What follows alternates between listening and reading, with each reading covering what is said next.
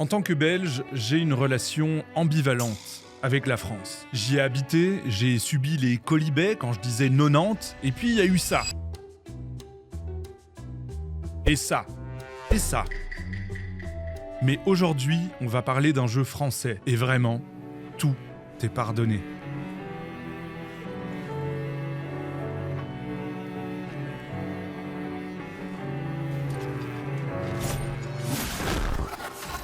Le JRPG ou jeu de rôle japonais est un style de jeu qui vous plonge dans des aventures narratives qui mettent en scène des groupes de personnages prédéfinis qui se lancent souvent dans des quêtes périlleuses. On y rit, on y pleure, et on y passe généralement des centaines d'heures. Je ne peux pas vous parler de ce type de jeu sans évoquer des titres qui ont fait vibrer des millions de joueurs et de joueuses en dehors des frontières nippones, Final Fantasy VII, Shin Megami Tensei Persona 5, et j'en passe. Mais alors, c'est quoi le rapport avec la France, gros ?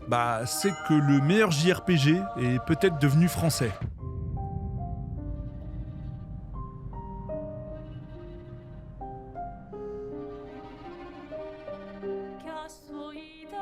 Dans Clair Obscur Expédition 33, vous êtes plongé dans un monde en ruine. Au loin, un énorme monolithe sur lequel apparaît un chiffre. 34. Il y a 100 ans, un cataclysme a ravagé la planète, laissant apparaître cet énorme cromlech. Rapidement, les survivants comprennent. Ce chiffre indique l'âge auquel ils disparaîtront. Il indique leur gommage.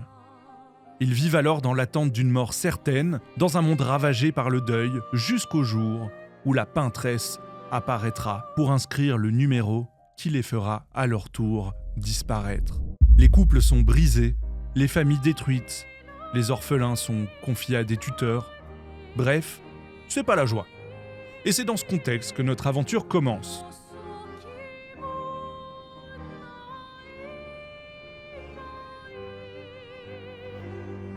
Quelque chose doit déjà vous sauter aux yeux et aux oreilles. Putain, que c'est beau! Visuellement, mais aussi musicalement. Car le studio montpelliérain de Sandfall Interactive a mis les petits plats dans les grands. L'acting, les dialogues, le doublage, les animations, tout est là. À une époque où tous les AAA se ressemblent, que ce soit visuellement ou dans leur boucle de gameplay, on a rapidement l'impression que Clair Obscur veut nous faire comprendre quelque chose. Il est plus qu'un jeu, c'est une œuvre. Douce, amère, mélancolique. Vous incarnez Gustave, un homme de 32 ans qui s'apprête à consacrer la dernière année de sa vie à une expédition. Les expéditions sont des virées annuelles dans lesquelles les personnes en sursis se lancent à l'attaque du continent pour tenter de conjurer le sort et de vaincre la peintresse. Un détail seulement, aucune d'elles n'est jamais revenue.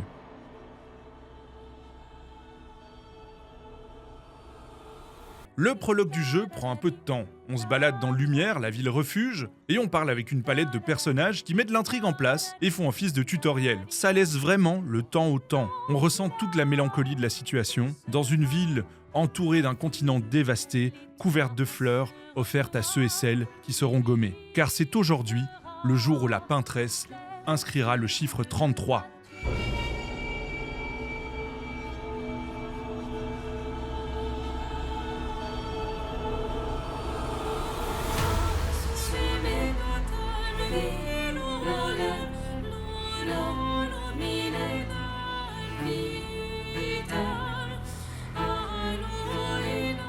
On s'attache rapidement au PNJ, tous affublés de noms français, mais alors français quoi.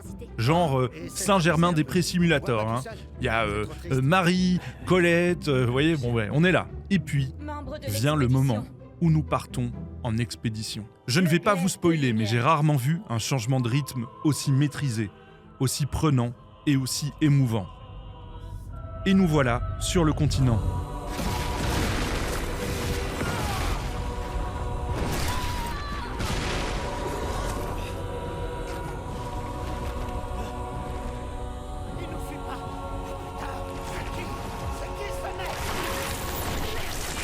Le jeu est divisé en plusieurs phases d'exploration de lieux construits comme de longs couloirs dans lesquels vous partez à la recherche d'indices sur les anciennes expéditions tout en combattant des monstres à l'allure originale, les Névrons. Et quel combat! Les Français de Sandfall font le choix du tour par tour, un type de gameplay de plus en plus délaissé par les cadors du JRPG comme Final Fantasy, et autant vous dire que ça fait mouche. Déjà, visuellement, c'est assez fou.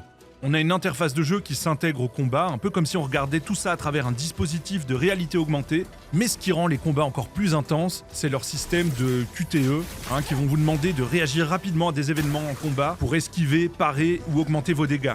C'est un peu comme si le système de combat de Final Fantasy avait fait des bébés avec celui de Batman Arkham Asylum. C'est intense, assez exigeant en termes de timing, et ça rend chaque combat tellement agréable que, malgré leurs difficultés, vous allez sauter sur le moindre mob pour revivre cette sensation épique. Ensuite, vous sortez de la première zone corridor et vous arrivez sur le continent. Une zone tampon qui fait un peu penser à la carte du monde des Final Fantasy et qui vous donnera accès aux autres zones à explorer. Une boucle assez classique, mais réalisée avec maestria. En parlant de maestria, quelle musique! Parlons-en, vraiment.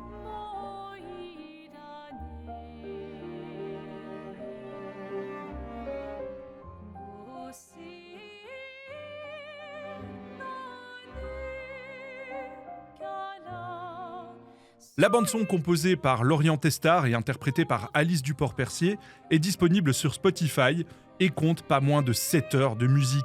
J'ai le sentiment qu'on leur a demandé de dédier leur vie à créer l'environnement sonore du jeu. Et vraiment, ça marche. Moi, j'écoute ça en boucle en regardant par la fenêtre. Oh, que je suis mélancolique. Je ne vais pas vous en dire plus sur le jeu, sur sa progression, sur son système de Lumina et autres, car je pense qu'il faut absolument que vous le découvriez comme je l'ai découvert. Clair Obscur Expédition 33 est le genre de jeu qui laisse une trace indélébile en vous. Ses thèmes, son gameplay, ses dialogues ciselés, ses personnages, tout s'allie dans une symphonie mélancolique en hommage au JRPG. Et quand on sait que Soundfall Interactive est un petit studio de 50 personnes, on se rend compte du tour de force qu'il s'agit de proposer un jeu aussi profond, aussi fini, à un prix aussi dérisoire de 50 €. Alors tout n'est pas parfait, il y a une certaine rigidité des personnages, les sauts sont parfois un peu clunky et l'interface commence à devenir légèrement illisible quand vous débloquez de plus en plus d'objets et de pouvoirs. Mais tout ça, on s'en fout. Si Baldur's Gate 3 a mis une claque au milieu par son écriture et sa finition, Expédition 33 est un jeu qui risque aussi de changer le jeu vidéo, en rappelant à tout le monde que c'est aussi un art, et putain, ça fait du bien. GOTY, je veux rien savoir. Alors pour ça, merci la France, on oublie tout.